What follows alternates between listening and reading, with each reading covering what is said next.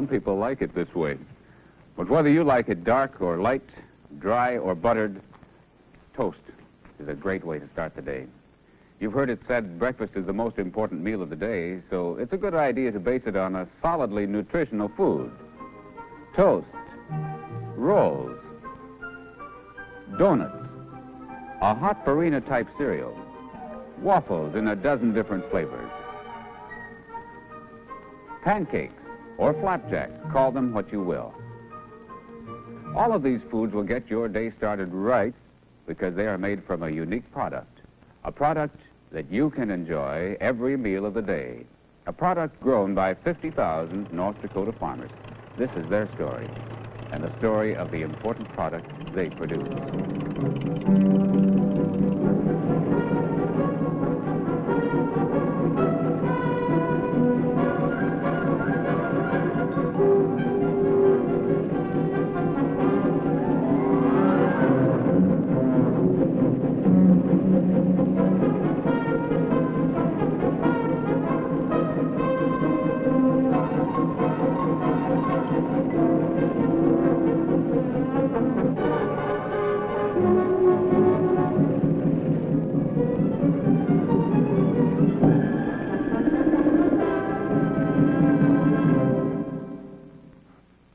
Wheat is a really wonderful food source. It's a cereal grain that's been around since prehistoric man moved out of his cave. In fact, the development of civilization follows closely the cultivation of wheat. It was so important that during biblical times, bread was introduced into religious ceremonies. Armies marched to conquer wheat-producing lands, and whole civilizations rose and fell because of wheat. Throughout history, man has depended on wheat, for it grows all over the world. It is easy to transport, easy to store for years if need be, and it fulfills a good deal of his nutritional needs. Of course, not all wheat is the same. Today, there are 300 different varieties grown in the United States, each adapted to its own climate and soil conditions. These varieties are grouped into 5 classes. White wheat, grown here, and soft red winter wheat over here are used to make crackers and pastries. In the Central Plains, we find hard red winter wheat. It's produced in the largest volume. But up here, in North Dakota, 2 special wheats are grown. Hard amber durum, it makes the world's best spaghetti and macaroni. And the star of our story, high protein, hard red spring wheat, known in the grain markets as dark northern spring. And in Canada, it's called Manitoba wheat. It's the wheat that produces springy, tasty, light, and airy bread products.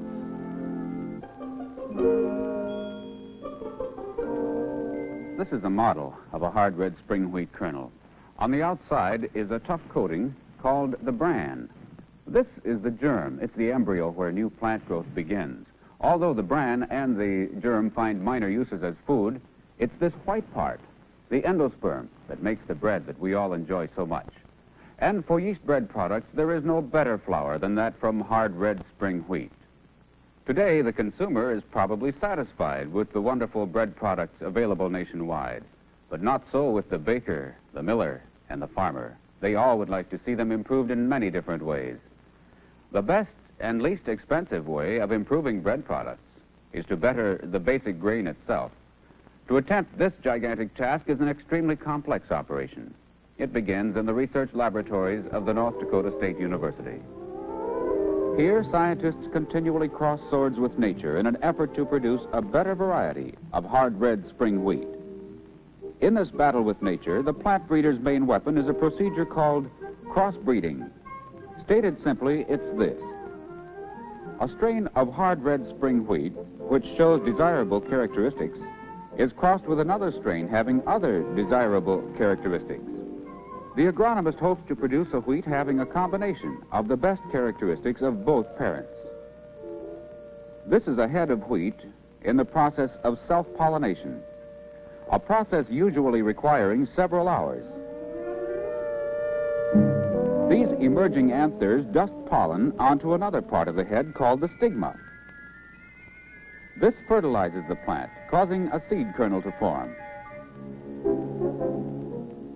In crossbreeding, the scientist deliberately interferes with this self-reproducing process. From one parent plant, he removes the anthers. This prevents the plant from pollinating itself.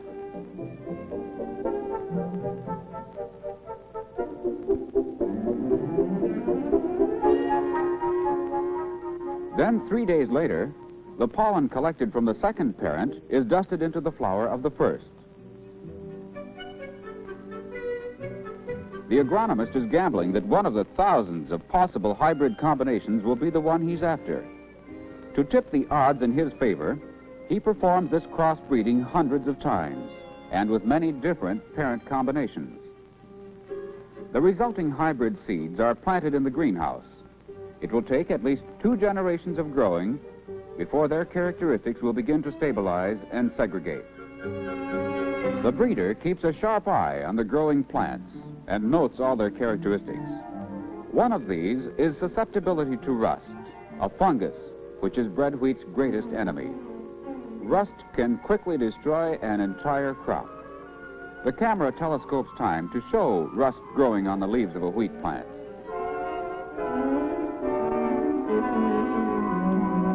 These rust spores are grown to be mixed with water and sprayed on all the new hybrids, deliberately infecting them. Some will be resistant to rust. They'll be saved, but most will be susceptible and fall by the wayside. The breeder selects from the mature plants those which continue to show the best characteristics. These few dozen plants are carefully threshed to be grown again, this time in 5-foot rows, each row a different segregate, and each segregate still subject to many hazards. This test variety was cut down by a tiny insect called the sawfly. The sawfly lays an egg in the hollow stem of the normal wheat plant. The egg becomes a larva which eats its way down the stem and finally cuts it off near the base.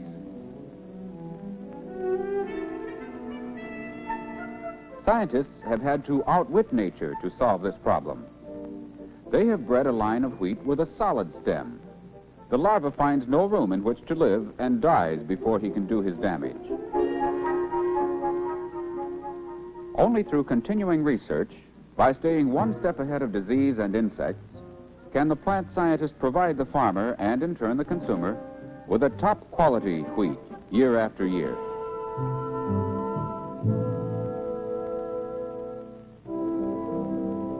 Five to 7 generations of selective growing has reduced the original thousands of possible plant types to less than 5%. These remaining hybrids are harvested and sent to the cereal laboratory for the next step, milling and baking tests. Each sample is run through a cleaning machine which removes any foreign material. The wheat is graded, first for test weight. Always the sample is compared to the best current commercial varieties being grown by spring wheat farmers. A high test weight for the new variety will mean money in the farmer's pocket.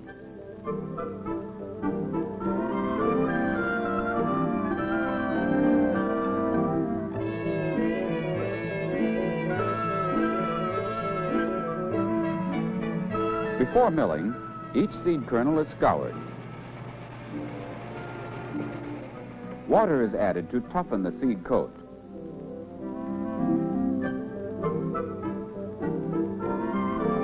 Then, carefully and accurately, each sample is milled into flour. This laboratory flour mill operates exactly the same as a commercial flour mill, except, of course, it is much smaller. The grain is passed between rollers which open the bran covering and scoop out the endosperm. The process will be repeated 6 times until the endosperm is completely separated from the germ and bran. The flour now undergoes testing, which is very important to the baker. It must meet or exceed the quality of commercial flour currently in use. Machines graphically record the water absorption ability, the mixing quality, and the strength of the dough.